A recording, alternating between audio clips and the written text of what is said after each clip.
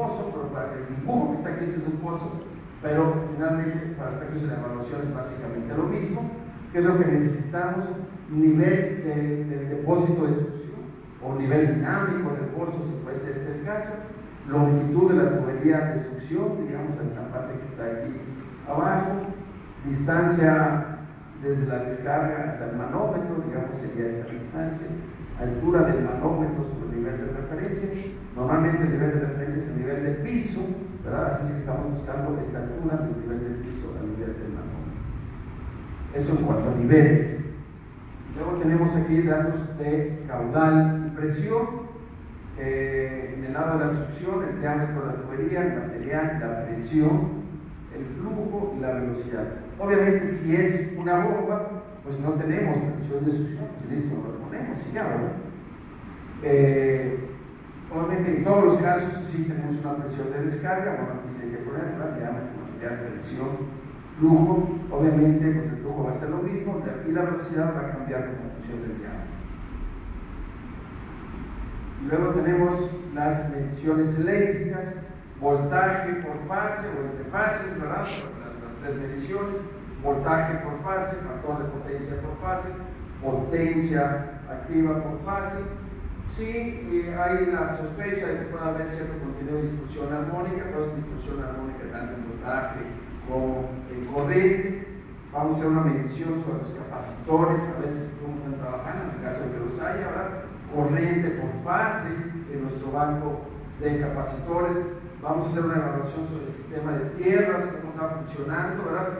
Y vamos a medir para el sistema de tierras, bueno, para empezar, si existe continuidad, porque a veces se pone, ¿verdad?, el electrodo a tierra, pero ya ni hay continuidad ni nada. Se puso hace 30 años y nunca se le dio mantenimiento, ¿no? Porque nadie dijo que había que darle mantenimiento.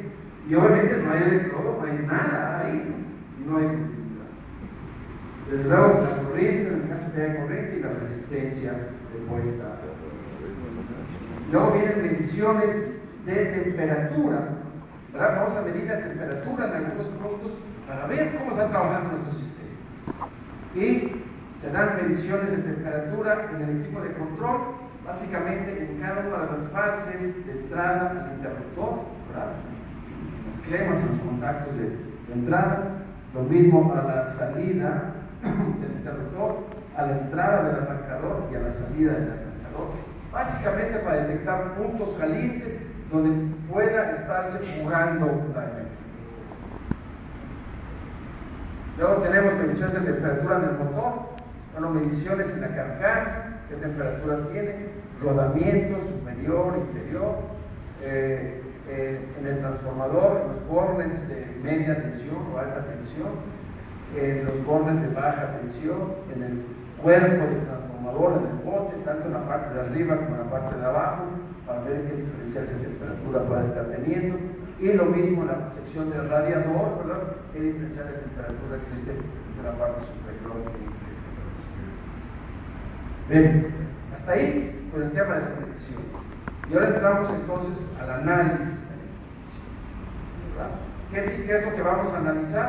Bueno, pérdidas eléctricas en conductores y transformadores. ¿Cuánta energía estoy perdiendo? Con toda esa información que yo tengo, estoy en condiciones de poder calcular todas estas pérdidas. Cálculo de pérdidas de carga en tuberías, cálculo de pérdidas en la red hidráulica, cálculo de los indicadores energéticos, las herramientas estadísticas para análisis estadístico de estos indicadores, la elaboración de los balances de energía, estos balances de pérdida que nos permite identificar en dónde se está quedando la energía.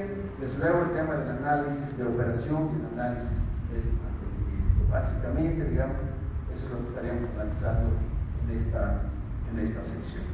Bueno, voy aquí, continuando con el paso número 3, a hablar un poquito de cada uno de estos temas que finalmente pueden hacer estas evaluaciones, ¿verdad?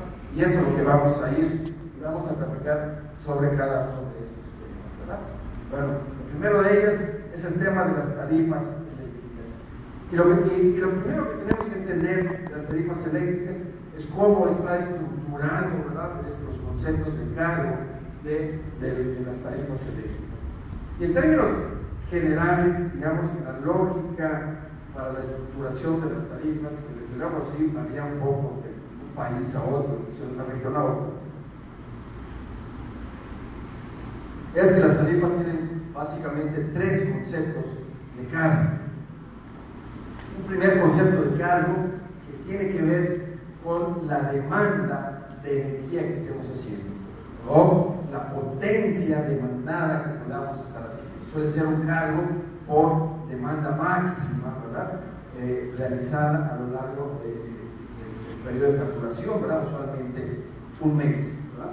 Esta medición de la demanda en la mayoría de los países se hace por periodos de 15 minutos, ¿verdad? Y aquel periodo de 15 minutos, cuando hayamos tenido la mayor demanda, no va a ser. ¿Por qué es que las compañías suministradoras nos hacen un cargo por demanda? El asunto es, pensemos que tenemos una estación de bombeo que tiene una demanda de 1000 kilowatts. Eso quiere decir que en algún lugar la compañía suministradora de energía eléctrica tiene una planta generadora de energía eléctrica con una capacidad tal, pero de los cuales 1000 kilowatts son para nosotros, porque es lo que le vamos a demandar, ¿verdad? Así es que esta compañía eléctrica pues tiene que crear la infraestructura para esos 1000 kilowatts, la central generadora, las líneas de transmisión, subestaciones, líneas de distribución para llevarnos nuestros 1000 kilowatts, ¿verdad? Así es que lo justo es, si toda esa infraestructura está para nosotros, pues lo justo es que lo paguemos, ¿no? Y de ahí, entonces, es que se calcula, ¿verdad?, en el esquema tarifario del país, un cargo por demanda para que con todo eso que están pagando los consumidores se sufraguen los gastos que el suministrador tiene que hacer en crear toda esa infraestructura. No tiene que ver con el consumo de energía, ¿verdad? Realmente es la cantidad de potencia que eventualmente estemos demandando en el país. Con 15 minutos que yo demande 1000 kilowatts, pues la planta ahí va a estar. Si yo nada más trabajo 15 minutos en el mes, ni modo de que la empresa administradora diga, ya no lo necesitas, la desaparezco la infraestructura, le quedo con el dinero y cuando la ocupes la vuelvo a construir. No, ahí va a estar todo el mes. Si solo la ocupamos 15 minutos, pues ni hablar, ni modo, pero hay que pagarla, ¿no? Entonces ese es el concepto de la demanda. Y luego viene el segundo concepto de cargo, que es el cargo por energía. Este es propiamente, por cada kilowatt hora que consumamos, viene un cargo, ¿verdad? ¿Cuánto cuesta llevarnos ese kilowatt hora? Generarlo, ¿verdad? Y entregarnos ese kilowatt hora, cobrarnos, etcétera, ¿verdad? Todo ese proceso va a irse a formar un cargo por kilowatt hora. Esto, y bueno, pues están asociados los costos de operación y mantenimiento del sistema, que sí normalmente son costos por kilowatt hora. Y el tercer concepto de cargo, pues es un concepto de cargo que podríamos pensar que tiene que ver con la forma como estamos utilizando la energía, pero que en esencia es un cargo por factor de potencia. Esos serían los tres conceptos de cargo. Como yo comentaba, en algunas tarifas y en algunos países no vienen desglosados los tres conceptos de cargo, pero de alguna forma en el cálculo de lo que uno va a pagar está involucrado todo esto, porque finalmente pues es lo que le está costando al suministrador para ese servicio, de alguna forma lo tiene que cobrar. Fíjense, es un caso de Panamá, del análisis de las tarifas. Panamá tiene un esquema tarifario, digamos, bastante simple, pero